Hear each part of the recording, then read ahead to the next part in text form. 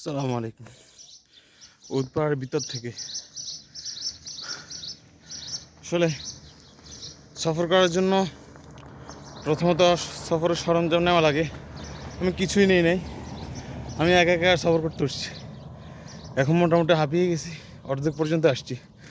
পিছনে এটা হচ্ছে পিছনের রাস্তা, নিচ দিয়ে গেছে, উপরে আরও অনেক বাকি আছে। দেখি কতটুকু উঠতে পারি, চেষ্টা চালিয়ে যাবো ইনশাল্লাহ। আল্লাহু আকবার।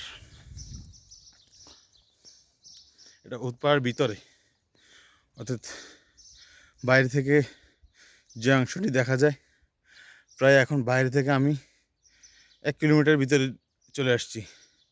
1 কিলোমিটার ভিতরে এবং প্রায় 700 মিটার মতো উপরে আছি।